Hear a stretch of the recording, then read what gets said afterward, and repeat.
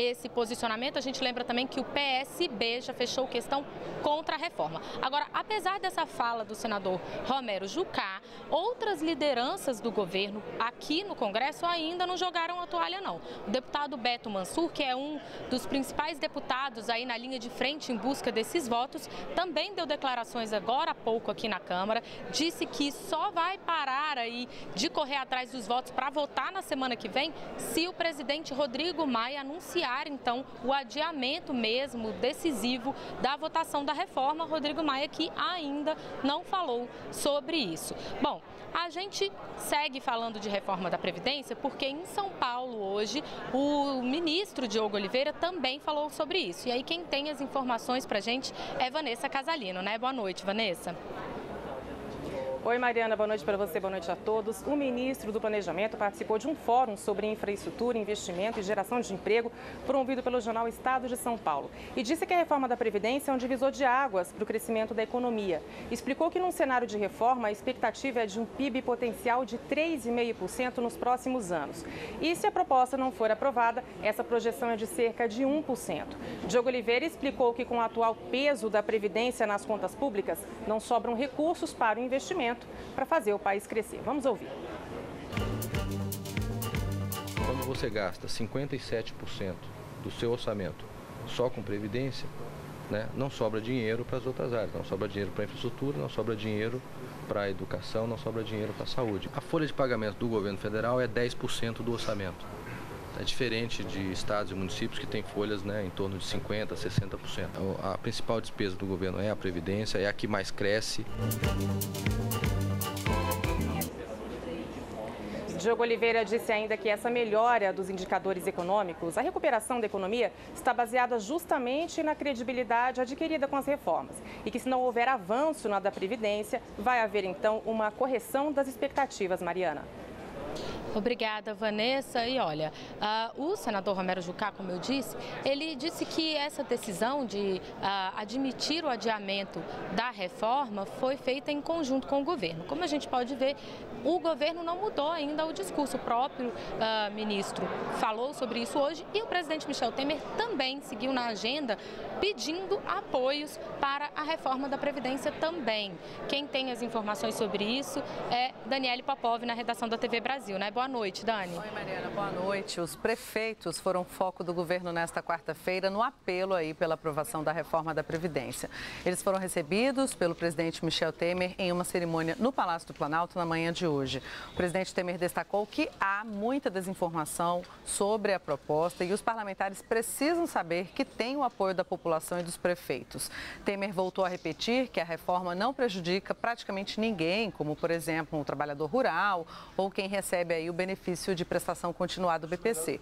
Temer alertou que se a reforma não for aprovada agora, terá que ser feita de forma mais radical no futuro para evitar corte nos vencimentos de aposentados, como ocorreu em alguns países da Europa, como Grécia e Portugal. Lá, houve corte de aposentadoria e pensões, 20% e 30%. Houve corte de vencimentos de 20% e 30%, porque não se tomou a cautela que agora nós estamos tomando, de fazer uma reforma mediana, uma reforma razoável, para que isso não venha a acontecer em brevíssimo tempo. Se não fizermos a reforma da Previdência agora, daqui a 2, 3 anos, não tenham ilusão alguma. Vai ter que fazê-la de uma maneira muito mais radicalizada. Os gestores municipais levaram também ao presidente demandas consideradas prioritárias, problemas relacionados aos programas federais executados pelas prefeituras e liberação de apoio financeiro. Michel Temer anunciou o repasse de 2 bilhões de reais para os municípios, anúncio que foi feito em novembro, mas que os municípios esperam receber até o final deste mês. O presidente da Confederação Nacional dos Municípios, Paulo Zilkowski, fez um apelo aos prefeitos para que apoiem a reforma. No entanto, ele ressaltou que o repasse de verbas não resolve o problema dos municípios. Nós temos plena consciência que o que está acontecendo aqui não resolve o problema dos municípios, apenas ameniza um pouco, né, a situação de agrura porque muito espaço. Então, logicamente, que sempre que se dialoga com o governo federal e se conseguem avançar algum ponto, os prefeitos saem um pouco mais tranquilos também. Mas o problema vai continuar, em janeiro ele vai ser cada vez pior. E de Brasília, o presidente Michel Temer seguiu para São Paulo, mas quem traz as informações novamente para a gente é Vanessa Casalino, lá da TV Brasil. Oi, Vanessa. Oi, Dani. O presidente Michel Temer chegou aqui por volta de 2 da tarde e seguiu para o Hospital Sírio-Libanês, no centro da cidade. Lá foi internado com um quadro de dificuldade urinária e diagnóstico de estreitamento uretral. Foi submetido a um procedimento cirúrgico de pequeno porte que ocorreu com sucesso. O tempo de recuperação é de até 48 horas e aí então a gente fica sabendo quando que o presidente retorna a Brasília. Volto com vocês. Obrigada, Vanessa Casalino. E olha, aqui no Congresso Nacional hoje também tivemos outras votações importantes, né? Outros temas importantes para além dessa questão toda aí que a gente citou da reforma da Previdência. Um deles foi em relação à CPI da JBS. O deputado Carlos Marum reformulou ali um pouco o seu relatório. Ele tinha pedido indiciamento no texto original dele do ex-procurador Rodrigo Janot. Hoje ele voltou atrás, decidiu pedir apenas uma investigação da própria Procuradoria-Geral sobre o comportamento de Rodrigo Janot em relação à delação da JBS. E ele manteve aí, então, o pedido de indiciamento, os outros pedidos de indiciamento que ele já tinha feito com relação, por exemplo, aos irmãos Joesley e Wesley Batista. Outro tema importante aqui hoje também foi que teve votação de vetos presidenciais nesta sessão do Congresso que está ocorrendo agora aqui na Câmara dos Deputados e os parlamentares reverteram um dos vetos do presidente Michel Temer em relação à reforma eleitoral. Esse veto era um trecho ali da reforma eleitoral que colocava 10% de limite para o autofinanciamento das campanhas eleitorais. E aí o presidente tinha vetado esse trecho, com isso ficava ilimitado o autofinanciamento e os parlamentares então retomaram o texto original. A gente segue falando então de votações importantes aqui, porque, como eu disse, a previsão é que hoje seja votado o orçamento da União aqui no plenário da Câmara, né, em sessão conjunta do Congresso, mas mais cedo esse tema também foi tratado em comissão. Quem tem as informações para a gente é Carolina Pimentel, lá na redação da Agência Brasil. Boa noite, Carol. Boa noite, Mariana. Bem, é isso mesmo. O Congresso Nacional deve votar hoje o projeto de lei do Orçamento Geral da União para o ano que vem. Quem fez esse anúncio foi o presidente do Congresso, Eunício Oliveira, durante essa sessão que a Mariana acabou de falar, em que foram apreciados vetos presidenciais e também projetos de crédito extraordinário. Então, se realmente ocorrer essa aprovação do orçamento hoje, o governo vai começar o ano de 2018 com autonomia para a execução orçamentária já a partir de janeiro, também desde que seja sancionado pelo presidente da República. E mais cedo, a Comissão Mista de Orçamento aprovou o parecer geral apresentado pelo relator, deputado Cacá Leão. O relatório prevê um déficit primário de 157 bilhões de reais para o ano que vem. A Lei de Diretrizes Orçamentárias prevê um déficit maior, de 159 bilhões de reais para 2018. O orçamento da União deve ter no ano que vem recursos aí que superam 3 trilhões de reais, sendo que uma parte considerável, mais de 1 trilhão, vai para o refinanciamento da dívida pública. Mariana. Obrigada, Carolina Pimentel. E olha, a gente muda agora de assunto para uma última notícia antes do nosso intervalo com a Rádio Nacional, com a Jéssica Gonçalves, porque, Jéssica, hoje foi divulgado um relatório importante sobre o fluxo de imigrantes no Brasil, né? É sim, Mariana. Dados divulgados hoje pelo Observatório das Migrações Internacionais, com o apoio do Conselho Nacional da Imigração e do Ministério do Trabalho, revelam que no ano passado o número de estrangeiros que alcançaram postos de trabalho formal no Brasil foi 13% menor que o registrado ao longo de 2015, além de afetar milhões de brasileiros que em algum momento dos últimos anos se viram sem emprego. A crise que o Brasil atravessa desde 2014 atingiu também a inserção dos estrangeiros no mercado e interrompeu em 2016 a tendência positiva quanto à contratação de imigrantes, verificada entre 2010 e 2015. Proporcionalmente, a maior redução verificada no ano passado ocorreu entre os homens, que são a maioria a vir de outros países em busca de trabalho. Além de masculina, a maioria dos imigrantes absorvidos pelo mercado formal em 2016 tinha entre 20 e 40 anos, é branca e havia completado apenas o ensino ensino médio, sendo seguida de perto pela parcela de imigrantes com ensino superior completo. No entanto, quando comparados os dados de 2016 e de 2010, chama a atenção o crescente número de pretos e pardos vindos para o Brasil em busca de trabalho, que subiu de 12% em 2010 para 40% em 2015, caindo para 38% em 2016. E desde 2013, os haitianos ocupam o primeiro lugar entre os estrangeiros inseridos no mercado de trabalho formal brasileiro. Em números absolutos, a lista das 10 nacionalidades mais comumente encontrada no setor formal em 2016 é completada pelos portugueses, paraguaios, argentinos, bolivianos, uruguaios, chilenos, bengales, peruanos, chineses e italianos. Eu volto com você, Mariana. Obrigada, Jéssica Gonçalves. Olha, no próximo bloco a gente vai falar de Polícia Federal, tanto da operação que foi feita pela PF aqui na Câmara dos Deputados hoje, como da votação no Supremo Tribunal Federal para decidir se a PF pode firmar acordos de delação premiada. Daqui a pouquinho a gente já volta.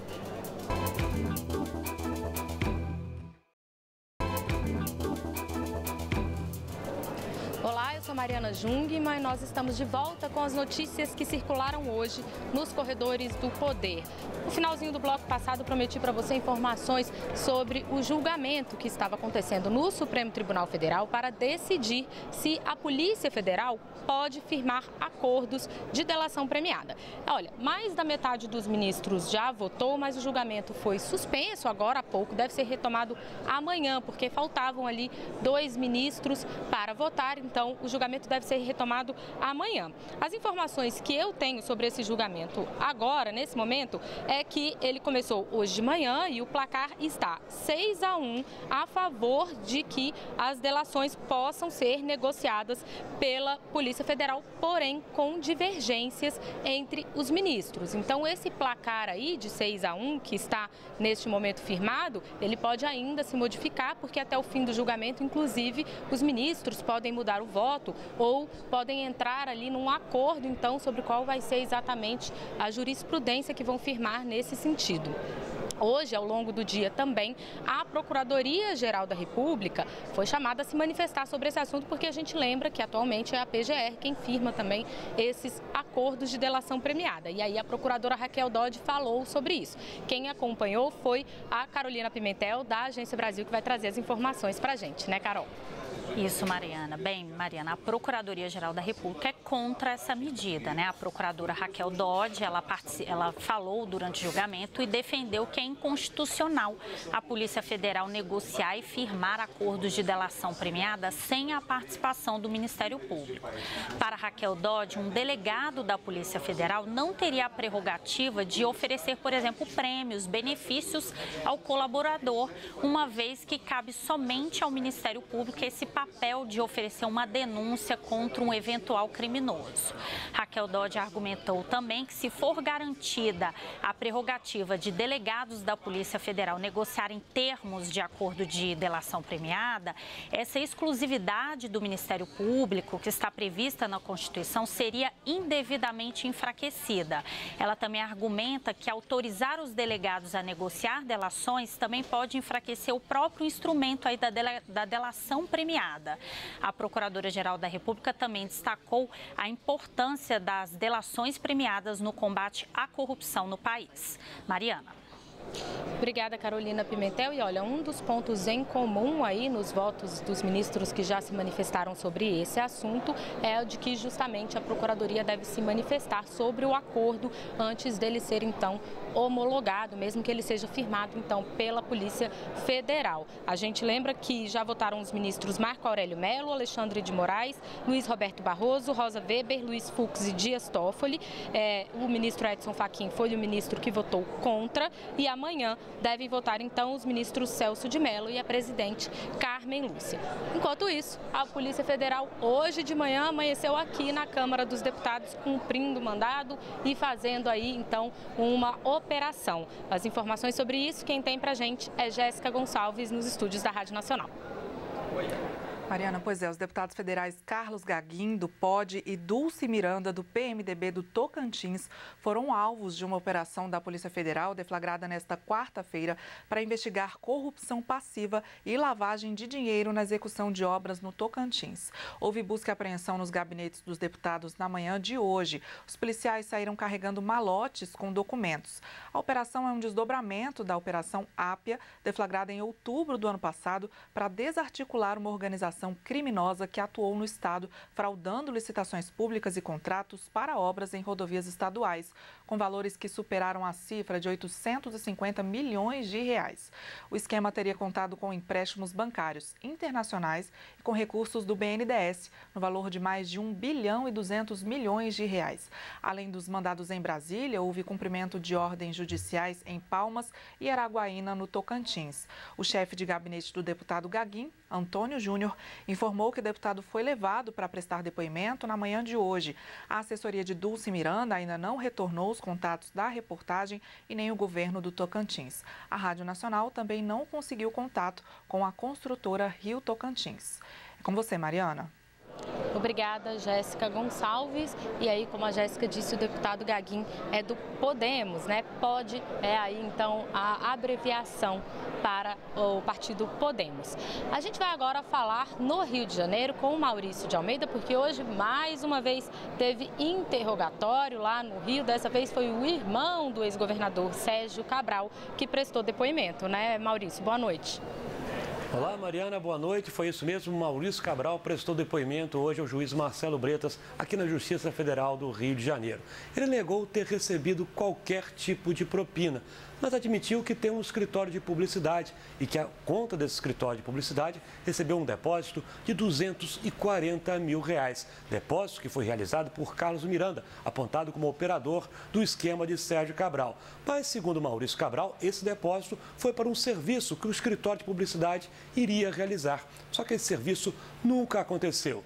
Maurício Cabral diz que achou um pouco estranho, mas que no negócio da publicidade às vezes isso acontece e que ele diversas vezes cobrou de Carlos Miranda quando o serviço ia chegar. Mas como o Carlos Miranda falava, espera, esse serviço não tem prazo ainda para chegar, Maurício Cabral foi deixando R$240 mil ali na conta, esperando para o dia do serviço acontecer.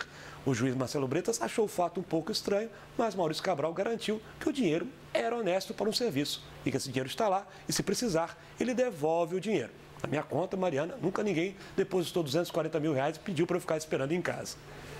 Nem na minha, viu, Maurício? Ninguém nunca depositou nem 10% desse valor. Também nunca foi depositado na minha conta, assim, sem justificativa, não, viu? Mas, Maurício, vamos seguir aí no noticiário do Rio, porque também teve decisão envolvendo o Rogério 157 aí no Rio, né? É isso mesmo, a Justiça aqui do Rio de Janeiro autorizou a transferência do Rogério 157 para um presídio federal de segurança máxima fora do Rio de Janeiro. Esse pedido tinha sido realizado pelo secretário de Segurança Pública do Rio, Roberto Sá, para impedir que Rogério 157 acabasse conseguindo entrar em contato com outros integrantes da facção criminosa a qual ele faz parte e, com isso, aumentasse a sensação de insegurança no Rio de Janeiro. Ainda não foi decidido para qual presídio federal Rogério 157 vai ser levado, mas ele vai sair aqui do Rio de Janeiro, por um prazo inicial de 360 dias. Mas esse prazo pode ser prorrogado, Mariana. Obrigada, Maurício de Almeida. A gente volta a falar com a Vanessa Casalino em São Paulo, porque, Vanessa, você tem uma informação para a gente importante. Já foram mais de 500 macacos encontrados mortos aí, em meio a todo esse surto, essa preocupação aí com a febre amarela, né?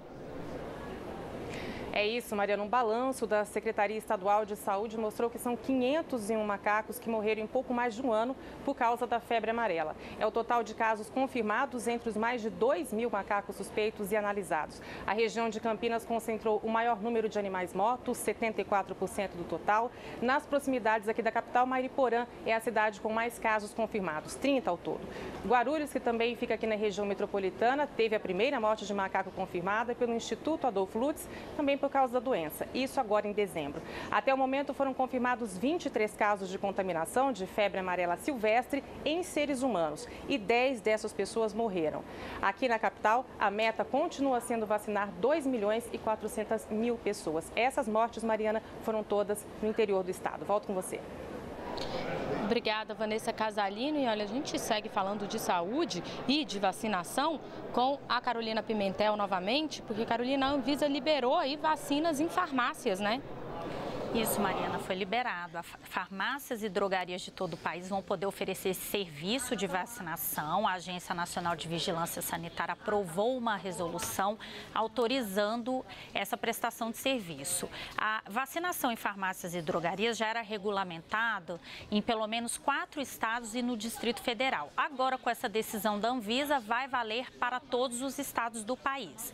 Agora, em cada local é obrigatória a designação de um responsável técnico e a contratação de profissionais habilitados para aplicar as vacinas.